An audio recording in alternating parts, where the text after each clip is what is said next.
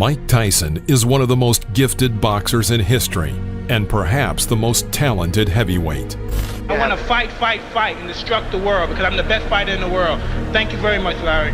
Thank you. The potential of the Iron Mike was so great that he could dominate the ring for many years. But despite all of his brutality and the aggressiveness he displayed, he was a person who needed very delicate psychological support. When Cus D'Amato and later Kevin Rooney were beside him, Mike was a real machine of knockouts. That's it. See, ain't no way he's going to hit you then, right? And remember, it's always good to throw the punch where you could hit him and he can't hit you. That's what the science of boxing is all about. Move your head. Keep the head down when you come up with the H. Keep your head down. Yeah, I mean, it's not coming up, but it's starting to come up. You can make it perfect. It's good, but it's not perfect. I don't trust anybody in general. I don't like people to know me at all. And I just recently trust him because the same much I trust him, I guess he trusts me. And he trusts me a lot. So, but no one really knows Maik Tayson. Nobody's really friendly with Maik Tayson. Why? Except Cus D'Amato. Hector Mercedes. We're in the Plaza Convention Center, Albany, and this is not going to take too long. We're in round one. Mercedes already in trouble. He is going down. Is he? These big swinging hooks to the body. Impressive professional debut from the man who so nearly went to the Olympics in Los Angeles. We're in round one. Well, we didn't get much of it early in the fourth. Can Tyson finish this? I think so. Now is the giveaway. Oh, the legs have gone. This is all out. Alderson down in this round. They survive as he goes down again at the bell. 23-pound weight advantage, and he put it all there. Right here, he is picking his shots well. The Maik Tayson of that period is the Tyson that we know and love. His professional career started in March 1985. By the end of the year, Tyson had fought 15 times and won each of them by KO or TKO. Back then, it was already obvious that in the near future, fans would be able to witness something special. He's breathing and knows it just...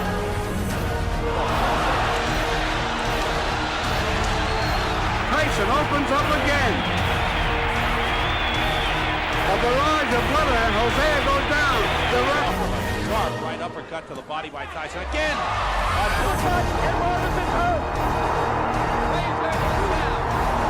No Cortez moves in to have a look. And he's going to stop the fight.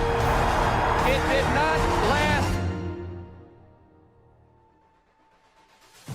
20 months after his debut, Maik Tayson stepped into the ring against champion Trevor Berbick. The WBC title was at stake. About 8,800 people came to see this truly historic battle, called Doomsday by advertisers, including movie stars and numerous celebrities. At age 20, Maik Tayson, because of his victory, became the youngest world champion in boxing history and exceeded Floyd Patterson's record. Only few people know, but one backstage conflict happened that evening. The famous Berbick coach, Angelo Dundee, knowing that Tyson would come out in his traditional black shorts, brought Berbick to the ring in black shorts. According to the rules of the Nevada Athletic Commission, the challenger had to choose a different color. But this psychological attack was useless. Tyson's team paid a fine of $5,000 and Mike came out in his traditional shorts.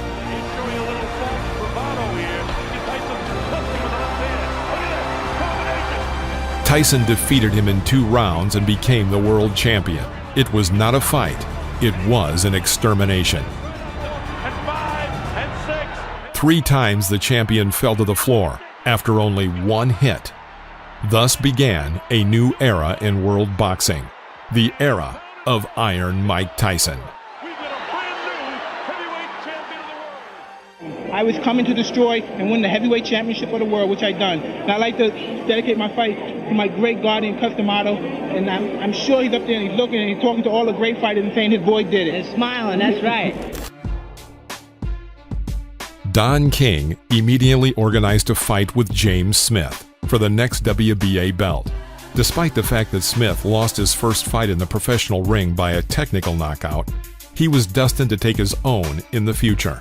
He defeated famous Englishman Frank Bruno and knocked out former WBA world champion Mike Weaver. But the climax of his boxing achievements was December 12, 1986, when he defeated Tim Witherspoon and won the championship belt, sending his opponent to the floor 3 times in the first round. Witherspoon's still in trouble. Down he goes again, and now it's over. Now Smith was waiting for a much more serious test. Iron Mike Tyson. Handling me and weakening me, it didn't, because I believe deep inside I'm the best fighter in the world, and when I'm right, no man could beat me. I got an opportunity to find out if the media made Mike Tyson or not. He's a good fighter. I'm taking anything away from him, but I got a chance to prove that hard work and the struggle is the best way to go. In May 1987, they had a duel, which Mike defeated James Smith by decision of the judges. Tyson unloading on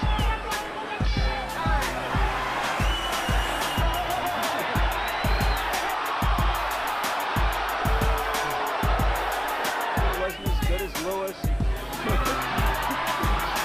Speaking of theater, According to the results of the battle, Mike Tyson delivered 317 hits, of which 191 hit their target, accuracy of 60%. Smith's results were 223 hits, 51 on target, accuracy of only 23%. It was the 28th consecutive victory for Mike Tyson, a victory after which he could already show off 2 championship belts.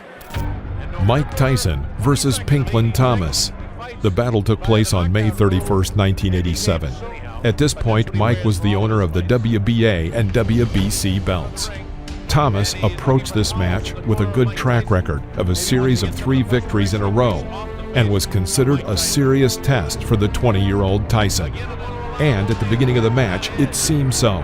Thomas managed to cope with the pressure of Iron Mike for 5 rounds.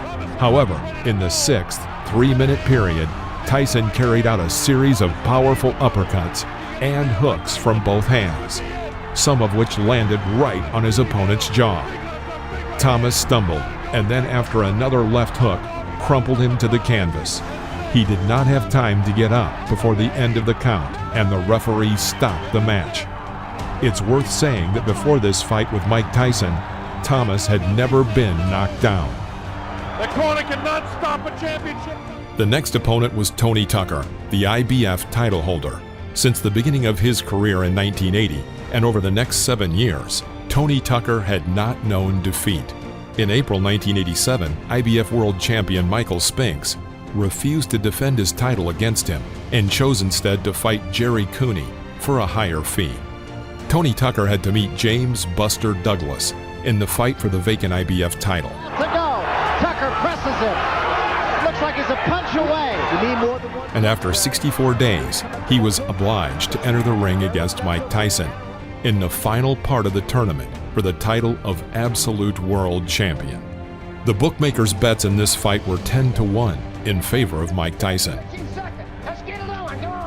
Right hand, but he took a right from Tyson. And another big right by Mike Tyson. And particularly for Tucker. There's a great left hand at the bell by Tyson. Ray, I hearken back to your fight with Marvin Hagler, where after the... And there was a big... And he took another rumor about Tyson's, or rather Tucker's right hand, that he had injured his right hand. The fight went the whole distance, and only for the 3rd time in his professional career, Tyson had to give the judges the right to decide the outcome of the battle. The judges were unanimous in their decision to give the victory to Mike Tyson. For the winner by unanimous decision, an undisputed heavyweight champion of the world, Iron Mike Tyson. Having lost his fight, Tony Tucker became the shortest-lived champion in history. At the age of 21, in his 31st fight, Mike Tyson becomes the undisputed world boxing champion. The last time this record had been broken was in 1979, when Leon Spinks triumphed over Muhammad Ali. Judging by the interview after the fight, Mike himself was not very pleased that he was unable to bring down his opponent ahead of schedule. heavyweight champion. Are you happy with the way you fought tonight? Not really, because I was trying my best to punch inside, but it just wasn't together today, and he was very intimidating. It was very tough. Was he a better fighter than you thought? It was very hard to tell because he did a great deal of holding. He threw very fast punches. It was true. And he really rocked you in the first round. Yes, he did. He was a very hard puncher. After Maik Tayson combined all 3 heavyweight belts, there arose a challenge to decide who the real champion was. First in line was Michael Spinks, who held the Ring magazine title. The fight attracted great public interest and was called by promoters once and for all. The winner would leave the ring absolute and unconditional champion. In the summer of 1988, the long-awaited match took place and lasted only 1 round. Mike knocked out his opponent in the first round. Totally discombobulate a man who's Let's keep moving. It's the first time Michael Spinks has ever been down in a professional fight. And he's down again and in serious trouble. A right hand. After this devastating defeat, Michael Spinks hung up the gloves and never entered the ring again. For this fight, Maik Tayson received the enormous sum, for those times, of $22 million. At that time, it was the biggest fee in boxing history, and Mike was not even 22 years old. The battle took place 3 days before his birthday. According to the general opinion of boxing analysts, the fight with Spinks became the crown jewel of Maik Tayson's career. This wasn't just a fight, this was a total demolition. That evening showed that he could stand up to any legendary champion.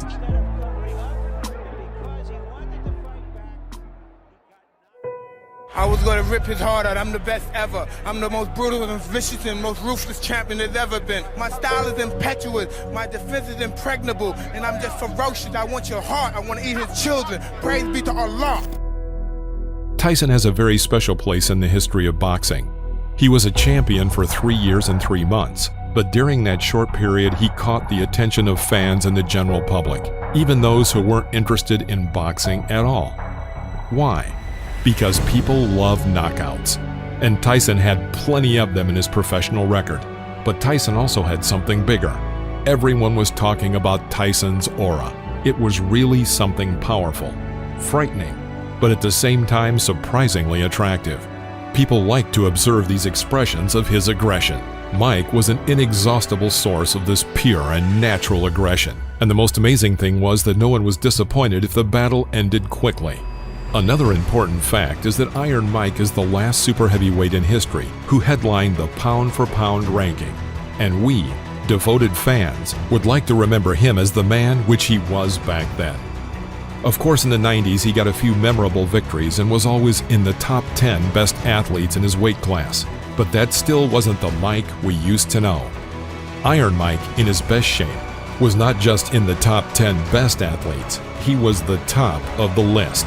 He was the king of his league, and everyone who came into his territory was scared to look him straight into the eye.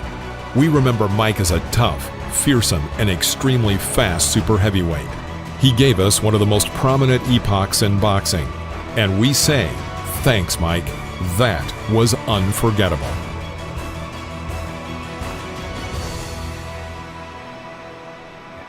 All during my training, I've been afraid of this man. I thought this man might be capable of beating me. I've dreamed of him beating me. But I always stayed afraid of him. But as closer I get to the ring, I'm more confident. Once I'm in the ring, I'm a god. No one could beat me.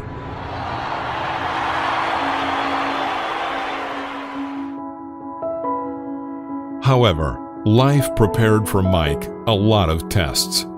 Defeat in the ring, the emptiness in his soul after betrayal by loved ones, and zeros in his bank accounts after being cheated by managers, divorces, and alcohol. Years later, Tayson was not himself, but he still says that no matter how his fate has changed, he can still take a blow. Judge Mike by his young years, when he fought primarily for the victory. His last fights were for money. He just had to go into the ring, but the fire was no longer in his eyes. He did not fight for victory. He's worked up a full sweat. I want to tell you, the electricity in this crowd is awesome. I haven't felt like this since It was about 4 o'clock in the morning one morning. We're in a place called Kinshasa, Zaire, when Muhammad Ali came in against George Foreman for the heavyweight championship of the world. There is no doubt that Mike Tyson at the peak of his career was one of the best athletes in the history of boxing. But you can't be on top forever. Even legends do not linger in the ring forever. Their days are also numbered. I keep my eyes on him, I keep my eyes on him, I keep my eyes on him. Then once I see a chink in his armor, boom, and one of his eyes may move. During the fight, I'm supremely confident. I'm moving my head, he's throwing punches. I'm making a miss and I'm countering. I'm hitting him to the body, I'm punching real hard. And I'm punching, and when I'm punching him, I know he's not able to take my punches. 1, 2, 3 punches, I'm throwing him punches and bunches. He goes down, he's out. I'm victorious. Mike Tyson, greatest fighter that ever lived. Give me first your reaction to the fight. The fight, I was confident. I trained real hard with my trainer, Kevin Rooney, who I owe a great deal to. And I came out and I was confident. I knew the fight. I felt it deep in my heart. I was going to stop him in the first round. Did you know from watching tapes of him that you could hit him with the uppercut? No, that's my favorite punch. And I watched the time, and I knew from my trainer telling me, as he throws his punches, he bends down. And I knew that would be perfect for my uppercut. I planned on working the body more, but I saw the opportunity, and it looked too good to go away. In your mind, if your managers Jim Jacobs and Bill Caton and your trainer Kevin Rooney came to you and said, Mike, we think you're ready for a title shot tomorrow, would you agree with them at this point? Most definitely. Anytime if my manager and my trainers feel that I'm confident and they're willing to put me in a title and they're sure I could beat the champion, I'm sure I could beat them also. Of the 3 champions, who would you like to fight and why? Anybody my trainer put me in with, because I'm confident I could beat any fighter in the world. What do you think of the 3 champions? They're all good fighters, because you have to be a good fighter. You can't take nothing away from them to become the champion. But I'm confident, I'm ready, and I'm ready when my trainer tells me.